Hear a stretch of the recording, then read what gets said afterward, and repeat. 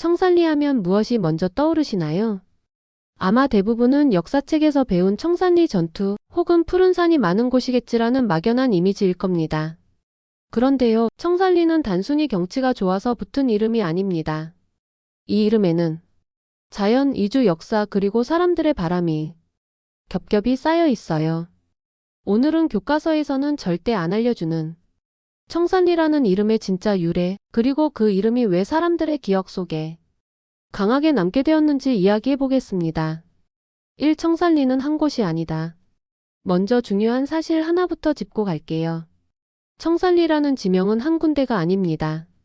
한국에도 청산리라는 지명이 있고, 만주, 지금의 중국 지린성 일대에도 청산리로 불리던 마을들이 있었습니다. 우리가 역사에서 말하는 청산리는 만주 지역의 한인 마을을 가리키는 경우가 많아요. 즉 청산리는 단순한 마을 이름이 아니라 한민족 이주 역사의 흔적이기도 합니다. 이 청산은 풍경이 아니라 바람이었다. 보통은 이렇게 생각하죠. 산이 푸르러서 청산이겠지? 반은 맞고 반은 틀렸습니다. 청산이라는 말은 동아시아 문화권에서 오래전부터 이상적인 삶의 공간을 의미했어요. 속세를 떠난 평온한 곳, 전쟁과 억압이 없는 공간, 새롭게 다시 시작할 수 있는 땅. 특히 조선 후기부터 청산에 살고 싶다는 표현은 현실을 벗어나고 싶은 마음의 상징이었습니다. 즉 청산은 색깔이 아니라 희망의 단어였던 거죠. 삼리가 붙었다는 게 중요하다. 이름의 두 번째 핵심은 바로 리입니다. 리는 행정구역 단위이기도 하지만 동시에 이런 의미를 가집니다. 사람들이 모여 사는 곳, 생활 공동체, 뿌리를 내린 자리. 만주로 이주한 조선인들은 그곳을 단순한 임시 거처가 아니라 우리가 살아갈 마을로 인식했어요. 그래서 청산이라는 이상향에 리를 붙여 청산리, 즉 희망을 품고 사는 마을이라는 이름이 탄생한 겁니다. 사만주의 청산리는 선택된 이름이었다. 만주 지역에는 비슷한 지형의 마을이 많았지만 모두가 청산리라 불린 건 아니었습니다. 청산리라는 이름은 한인들이 비교적 많이 모여 살고 학교와 교회가 생기고 공동체 의식이 강했던 곳에 자주 붙었습니다. 이 말은 곧 청산리는 자연 지명이 아니라 사람이 만든 이름이라는 뜻이에요. 여기는 그냥 땅이 아니라 우리가 다시 살아갈 곳이다.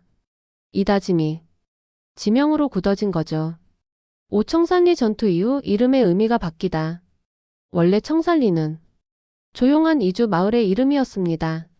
하지만 1920년 청산리 전투 이후 이 이름은 완전히 달라집니다. 푸른 산의 마을, 항일 저항의 상징, 기억해야 할 이름.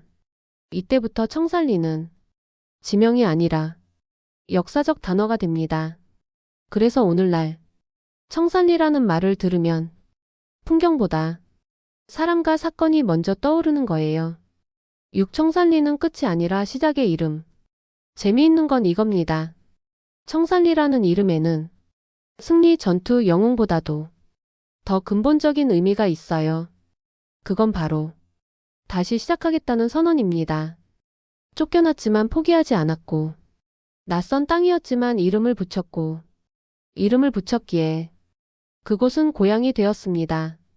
그래서 청산리는 과거형 지명이 아니라 지금도 살아있는 말이에요. 청산리는 그냥 산이 푸른 마을이 아닙니다.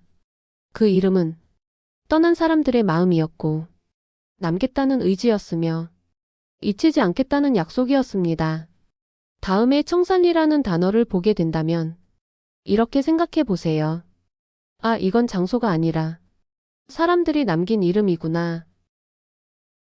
구독과 좋아요 부탁드려요.